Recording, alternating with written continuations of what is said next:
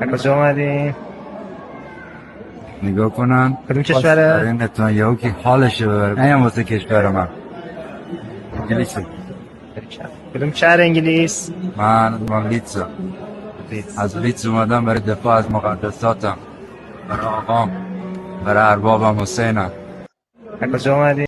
Guys, I'm just going to scroll up a bit for you so you can see the context to that video you just watched. I probably added it in the title anyway. But he is going to fight for Iran. What we're seeing is another Shamima Begum situation all over again. You know, once he goes to fight for Iran and then the Iranian regime gets toppled, he'll then say, oh, I can't live in Iran. I need to come back to the United Kingdom, to Leeds. And you know, in 10 Downing Street, they're going to be having debates on whether or not he should be allowed to come back like they did with Shamima Begum. Of course not. They pose a massive security risk for the general public.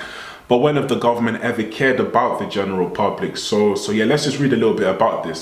A Shia terrorist from England says he is going to fight for the Islamic Republic. He's from Leeds and openly says he's going to Iran to fight for the IRGC, even brazenly shows his UK passport.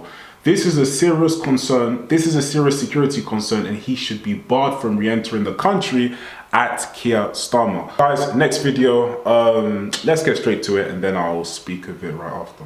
I hope you all know that this is how they want their rights. This is how we got rights in this country. We fought for it. We fought for it. Slavery was legal. What did you fight for? What did you fight for? You look like you just come out of school. What did you fight for? My grandfather fought for the country, not you. No way. Stop being a paedophile. Move away. Paedophile. Well done. Is that half your age? Is that the word of the day? You're a 60-year-old man. What is it then? We have a Me Too movement. Move away. Is that the word of the day? Listen, he's correct. The Englishman is correct, you know. It was the Anglo-Saxons that fought for England. The woman speaking of slavery, again, here we go again, you know, slavery was legal.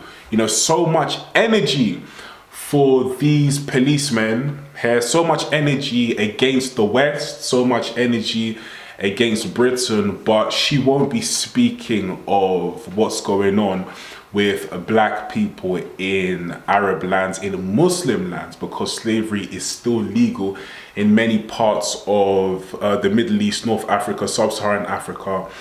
And you won't hear a word of that come from her mouth. You know, they very conveniently ignored the slave trade that happens in Muslim nations, and they're very quick to remind the West of slavery. But then they don't talk about, you know, Britain fighting and abolishing slavery. I have to be honest with you, many African nations, after slavery, there's a woman in Nigeria, I've covered her like many videos ago, called Madam Tinubu. And she actually wanted slavery to continue. She was like, why are we stopping slavery? Like, she was from Nigeria. She was an aristocrat. She was like, why are we stopping slavery when we're making so much money from slavery? And she was literally telling the white people that, no, let's carry this on. And they were like, no, we can't do that. It needs to be abolished. So yeah, crazy stuff there. Next clip, guys. A woman is going to be talking about the IRGC. So let's get to it. Chant death to the UK before they start their school day. Did you know that? Did you know that they have many terror proxies that spy on your army services and sell intelligence to the Islamic Republic to carry out terror plots against you? This is not just another war in the Middle East. This is not about humanity. This is about the safety and security of you and your families. IRGC is terrorists! IRGC! Yeah, 100%, you know, the woman is absolutely correct. You know, IRGC have their proxies, they are spying on the West, on Western nations, they are spying on, they have their intelligence services all over the place. Like, I even covered it not too long ago of Iranians being arrested in the UK for espionage, for spying. And this is what they're doing on a daily basis. They are gathering information on the West. Let's link it specifically to the United Kingdom. They're looking for weak points that they can attack. They're always paying attention. They're never asleep. but somehow the government is asleep. And yeah, you get no sensible policies, even though they know all the threats. Do you think Iran doesn't know that the UK have a problem with people just arriving on British shores in dinghies? You think Iran don't know that? You think they're not going to, you know, make use of that? Of course they are, 110%. So yeah, but like the guy in the first clip, they're just gonna get citizenship, and that way they can just carry on causing destruction internally. So yeah, guys, we must have a look at this one. It's Easter. Happy Easter to everyone. We must have a look at Christians that show up outside a school because the head teacher decided to cancel Easter to celebrate Refugee Week. You know, and Christians are fighting back. We're seeing a Christian revival all over the place, and I'm very, very happy to see this. The Christians are not laying down, and I'm very, very proud to see Christians all over the globe come together and really, you know, really fight. And yeah, it's a spiritual fight, not so much a physical fight, but a spiritual fight. You know, because people are trying to cancel Christ, they're trying to cancel Easter, they're trying to cancel the celebrations. They want to look at King Charles. He doesn't want to say he doesn't want to have an Easter message. So it's a very much, it's a spiritual fight, but you know, we can't let them win. So yeah.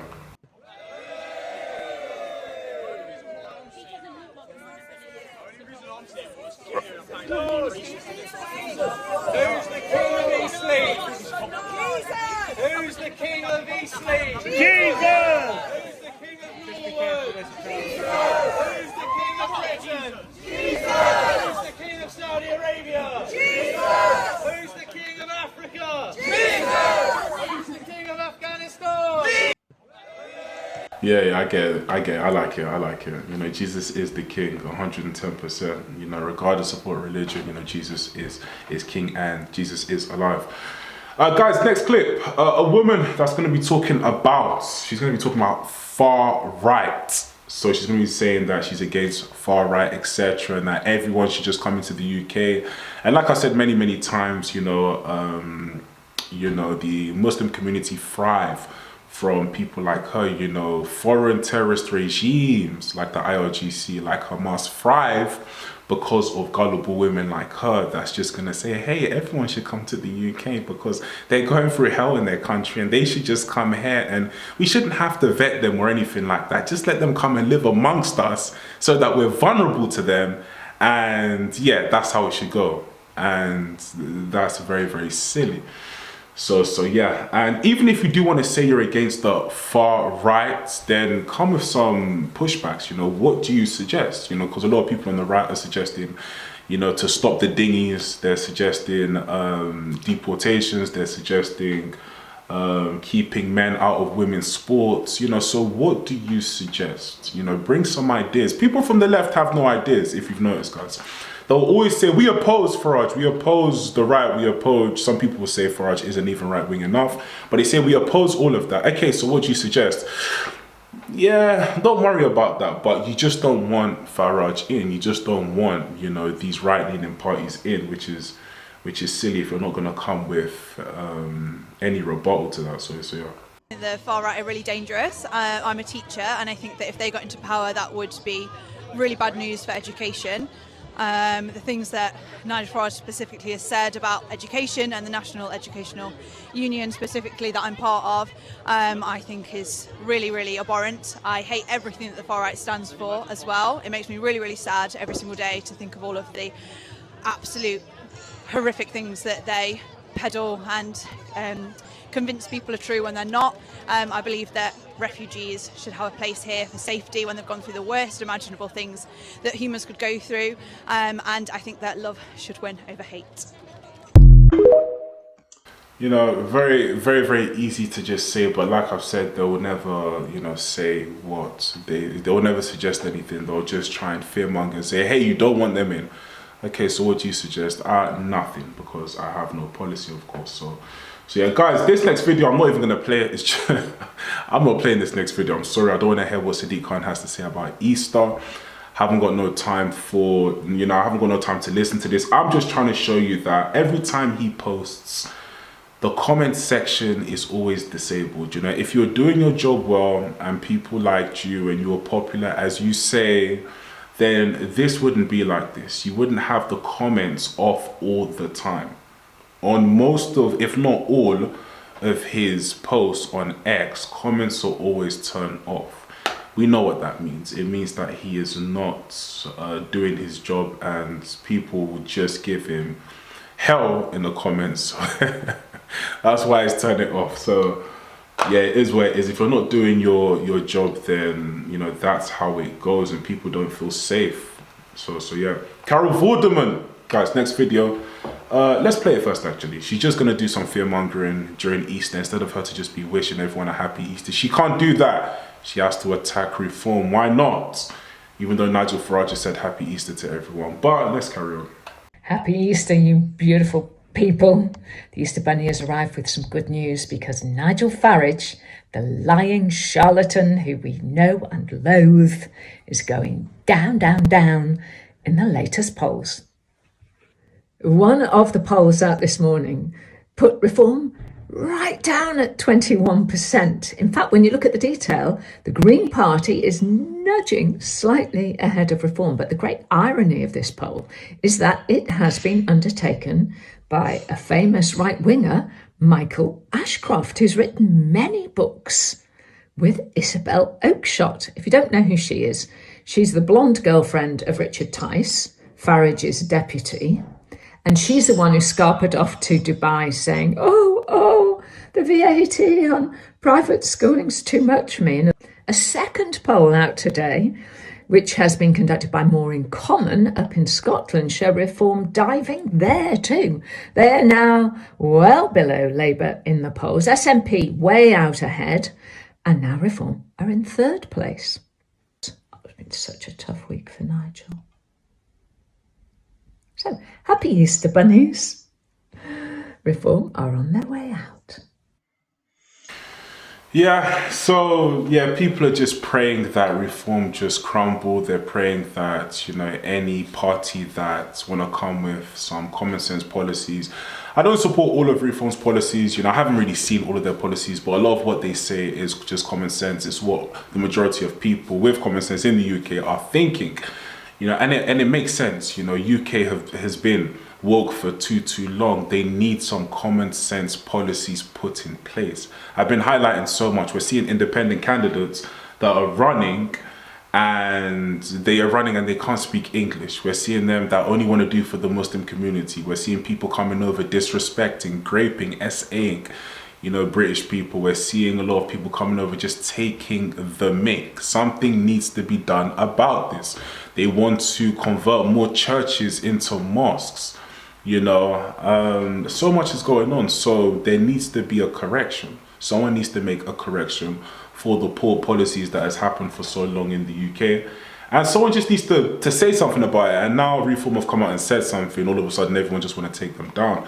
But no one was saying anything when, you know, Labour and the Conservatives were running the UK into the ground. You know, everyone was cool with it then. But now everyone has something to say. Yeah, guys, let's watch this one.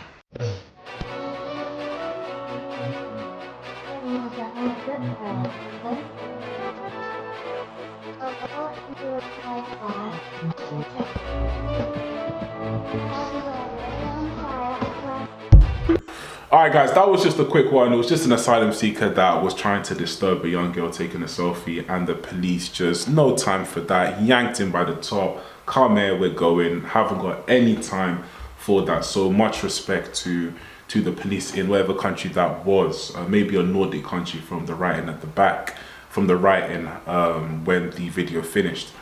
So yeah, guys, we're going to finish off with the last clip. It's going to be people in Poland on their knees praying, upholding, maintaining their culture, their religion. They're not having any nonsense in Poland. And, you know, yeah, they're not interested in what the EU was suggesting. They just want to preserve Polish culture. They want to preserve their religious roots, as they should, you know, so yeah.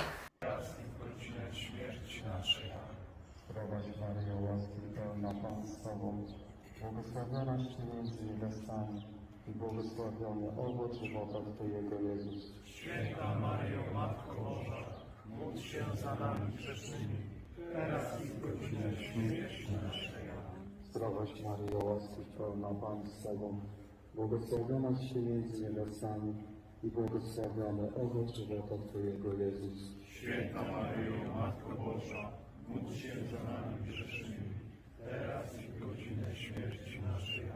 Zdrowaś Maryjo, łaski pełna Pan z Tobą, błogosławionaś Ty między niewiastami i błogosławiony owoc żywota Twojego Jezus. Święta Maryjo, Matko Boża, módl się za nami grzesznymi, teraz i w godzinę śmierci naszej. Chwała Ojcu, Synowi i Duchowi Świętemu, jak była na początku, teraz i zawsze, na wieki wieków. O mój Jezu. That line was actually very, very long.